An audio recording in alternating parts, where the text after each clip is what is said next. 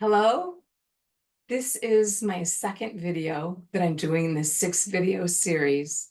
And this video, oddly enough, was titled Vulnerability. And I didn't read that last week. I kind of glanced over what my next topics were, but I wasn't planning on definitely using them. I just kind of threw some in to kind of say, well, if I do 6 weeks, this is what it'll look like. And vulnerability really showed up for me in a video that I posted last new moon about where I saw a cat get hit on our street and die. And I didn't realize how much that absolutely brought me to my proverbial knees in terms of just being present. What a way to be brought to absolute present in your life is to witness the death of something or someone. And I think that when I drove to my mom's memory care place after that, that experience with the cat had left me so wide open that there was really no other choice than just being vulnerable, being completely open to what was actually happening without my mask, no social mask, no ability to even conjure that up in the moment because it was so real and it was raw, and that was vulnerability. So inadvertently, I had the experience of vulnerability. And then when I looked to see, oh, I wonder what the topic is, I'm like, oh, of course it is. It works like that, the synchronicities. Um, I wanted to talk a little bit an altar that came out of this week. I had spoken about sometimes when events happen, I like to, I don't know, collect rocks or whatever shows up, something that piques my interest. Last week, we were also working with the solar plexus. I know I put sacral in the description, but I will get better at these fine points, which are rather important. But that idea of our power center and yellow, and maybe constructing an altar around that. And the altar that showed up for me this week was very, very different. It was feathers. As I was walking back to the house, we had the cat, and Rob and I were taking it to the vet to just, they had said, bring it in and we'll see if it's chipped and do all that. And as I was walking back in, there was a feather on the ground. And so I picked it up, and there was a little teeny baby fluffy feather, like a little bit of down next to it, another feather. So I picked both of them up and thought, huh. And so I brought them upstairs and put them upstairs rather than back here because I have 2 cats and they'll bother the feathers, right? So as I was out for my morning walk that morning, I came across 3 more feathers, and these were seagull feathers, which is really unusual to find just laying on the street here. There's seagulls here, but not usually near our street. So I grabbed those. I'm thinking, okay, feathers. And then I went to Half Price Books to pick up a book that I needed to get later that day. And there was a book that had an interesting cover with a feather on it. And as I picked the book up, a feather fell out of it. So for $4.99, I owned this book with the feather in it and haven't read it yet. But those are the things I kind of look out for. And then I really spent time this week with feathers and flight and that lightness and, you know, I guess flight, again, that feeling of being above it, having a different viewpoint, having a higher perspective, maybe. That is the sun coming into my room. That's wild how it's just kind of, sorry, that just really caught my eye.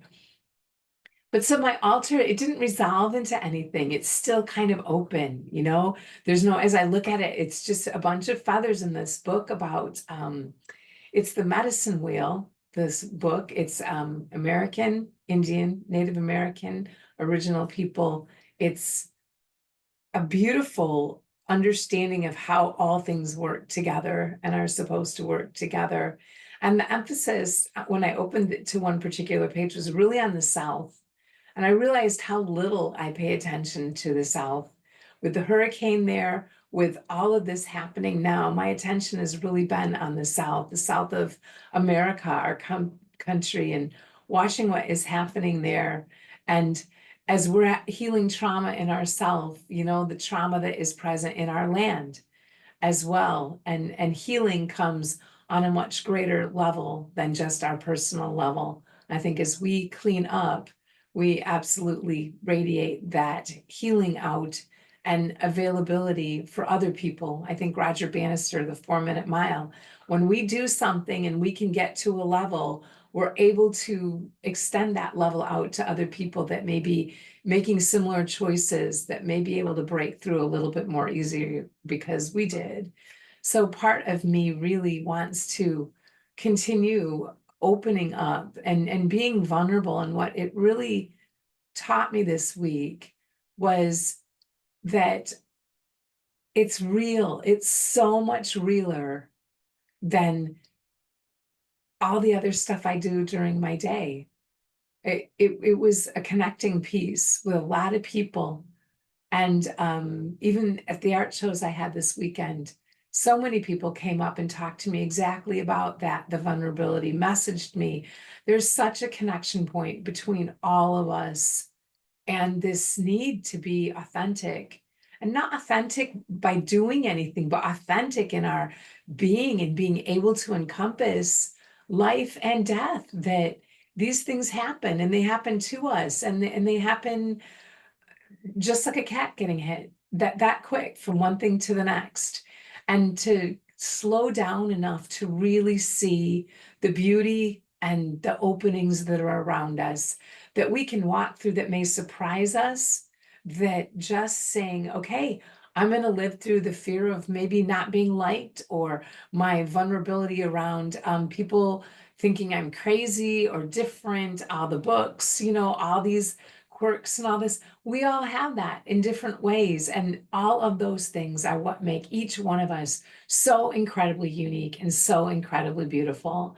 And we're in this cultural situation where other is different and other is bad and other is polarized.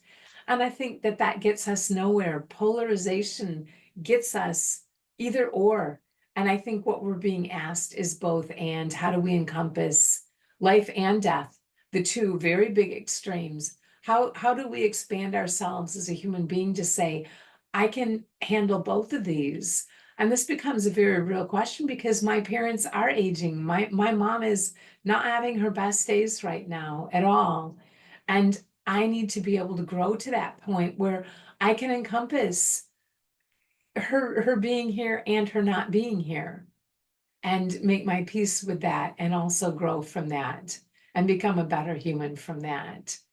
So I want to share my camera. I want to go into what the moon cycle is right now. And so this is where we're at. Here is the sun. Here is us on planet Earth. Last video was the new moon. We've kind of moved through the crescent phase, and today is the first quarter. So when we're at the moon, reception is really kind of the big word for the new moon. We're receiving, the ground of us is receiving seeds. We talked about planting seeds, what we're looking forward to be in culmination or harvesting on the full moon. This sequence right here, the week that we just went through, is called the crescent. And that really is about beginnings. It's about opening. Where are you putting your attention? My attention really was brought to all the feathers that I found after that cat was hit. Feathers on my driveway, which I picked up that morning. I found seagull feathers later in the day, which is really unusual to find around here, and 3 or 4 of them. And then found the book at half price with a feather in it that fell out. So not sure what the feathers are, but they are the beginnings of an altar, a small holding space for me of just some of the synchronicities that are coming in, some of the things that are coming in and making me think, well, what does flight mean? What do feathers mean? What's a bird's eye view? All these things. That's what we're looking for in the crescent, is what is coming to us, not what am I projecting out there, but what is right in front of me that is kind of repeating, or kind of a pattern that I can see. Feathers are a pattern for me this week. When we get to the first quarter, this is about commitment. And commitment is activate, expand, and orient. So activation is we're starting to see light. That's the idea. First quarter is half light, half dark. It's coming up to full light. So this is the commitment, and this is us wanting to kind of say, okay, of the seeds that we've planted, of the synchronicities that we've seen so far, of the things that are just showing up as we sit back and become an observer, not always trying to control our environment, but really being able to just sit and see what is trying to get our attention. What are we relating to around us that we can stop and actually ask, Feathers, what do you mean? Why are you presenting it? Leaving it an open question of wonder, because a lot of times deep stuff percolates up through those wonderings that may have had something to do with the feather. Maybe back in my childhood, maybe that is an information piece that's coming up. But these things can be really, really rich, almost like allowing a dream state to come up, but spread over days. And that's what the moon cycle allows, is revisiting these things as they come up, so that when I'm over here and find a feather, it's like, wow, that's really weird. When I was in this sequence, I found feathers directly across. Does that have meaning? It makes this small circle of magic around us that kind of puts us in conscious entanglement with everything, rather than projecting what we think is right, what we know to be right. It breaks that open and allows us to be really present for things that want our attention. It isn't always about us needing to be the driver of the environment. So much more can be learned if we can sit back and say, what is coming to me? What is really trying to be here with me in this moment, and make the time to open that very small space around ourselves so that we can be in relationship to all these things, all these beautiful people that we interface with, sunsets, sunrises, everything that happens around us in the course of our days. All can be magical. All of it can be deeply meaningful if we give it time and if we give it some space. And that is what the moon cycle brings to this. And that is an invitation to the muse, to creativity, because it comes when there's an opening and when there's a quiet mind. So when we get to the first quarter, that's what's happening. And that's where we're at. We're moving this week into gibbous, which is here. Gibbous is all about clarifying and questions and progress and refining. So as we go into this week, that's what we're going to be looking at. I'm going to turn this off. And refining and progress is, what meaning is coming of this that I'm seeing when I'm starting to expand out, and in a week's time, there'll be a celebration in the full moon of the culmination of the seeds that I planted. And the seeds that I planted, I wrote into a journal, things like paying attention more, really looking into the small things and the very small moments. And one thing that my mom for sure is helping me learn is the vulnerability of being open and raw in moments that are unhappy and are full of tears and are really not where we usually like to go. But even in those moments, finding a way to bring her some joy or getting her to laugh. And then not in a manipulation sense, but in a sense of creating openings, I guess. And it does look like distraction, but suddenly there's these wide spaces and she can laugh and be present in it and really have a sense of groundedness and security. And it doesn't last, but our safety and security doesn't last if it's always coming from the external.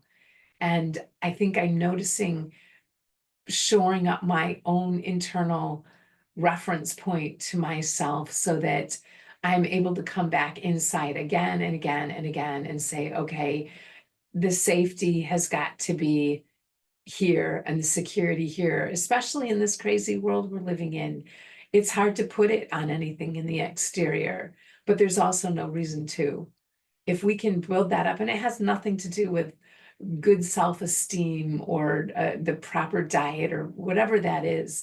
It's a real deep connection to yourself and understanding and a meeting of yourself in the place beyond that mask that we wear, the social mask. You know, I'm an artist, or I read books, or whatever that is. All those labels are really important and identify, but they don't identify me as I show up in a place where I'm willing to look at myself wide open and with questions.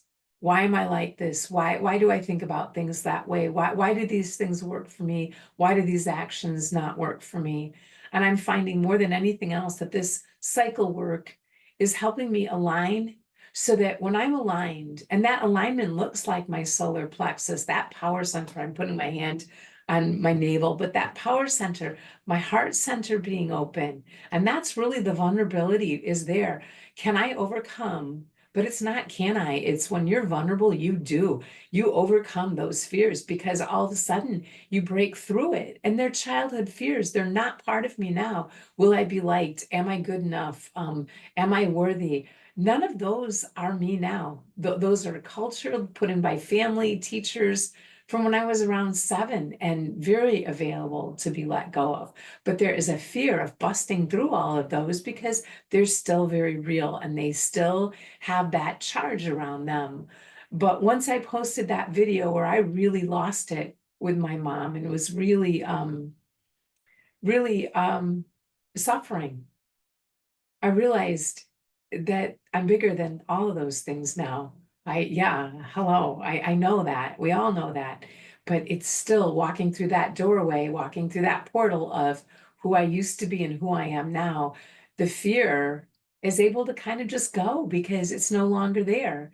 And then that opens up a huge space to be able to be filled with things that I want to accomplish, not in a doing sense, but in a being sense.